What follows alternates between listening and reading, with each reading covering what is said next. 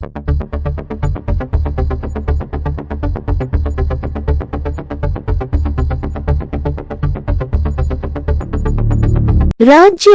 ನಕಲಿ ವೈದ್ಯರ ಹಾವಳಿ ತಡೆಗೆ ರಾಜ್ಯ ಸರ್ಕಾರವು ಮಹತ್ವದ ಕ್ರಮ ಕೈಗೊಂಡಿದ್ದು, ನಕಲಿ ವೈದ್ಯರೆಂದು ಕಂಡುಬಂದರೆ 25 ರೂಪಾಯಿ ಲಕ್ಷದವರೆಗೆ ದಂಡ ವಿಧಿಸಲಾಗುವುದು ಎಂದು ಸಚಿವ ದಿನೇಶ್ ಗುಂಡೂರಾವ್ ಹೇಳಿದ್ದಾರೆ.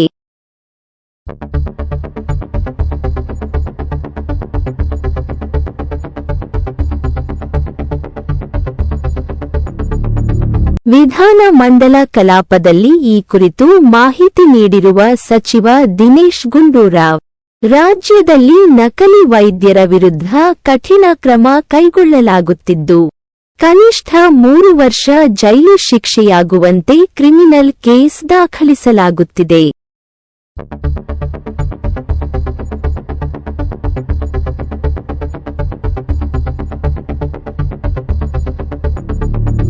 ನಕಲಿ ವೈದ್ಯರ ಹಾವಳಿ ತಡೆಗೆ ಅಲೋಪತಿ ಆಸ್ಪತ್ರೆಗಳು ನೀಲಿ ಬಣ್ಣ ಮತ್ತು ಆಯುರ್ವೇದಿಕ್ ಆಸ್ಪತ್ರೆಗಳು ಹಸಿರು ಬಣ್ಣದ ಬೋರ್ಡ್ ಹಾಕುವುದು ಕಡ್ಡಾಯಗೊಳಿಸಲಾಗಿದೆ.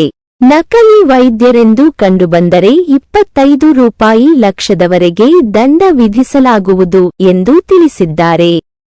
ನಿಮ್ಮ ಮನೆ ಮಾತಾಗಿರುವ ಪ್ರೀತಂ ನ್ಯೂಸ್ಗೆ ಒಂದು ಲೈಕ್ ಕೊಡಿ, ಶೇರ್ ಮಾಡಿ, ಕಮೆಂಟ್ ಮಾಡಿ, ಸಬ್ಸ್ಕ್ರೈಬ್ ಆಗಿ. ಎಲ್ಲರಿಗೂ ನಮಸ್ತೆ.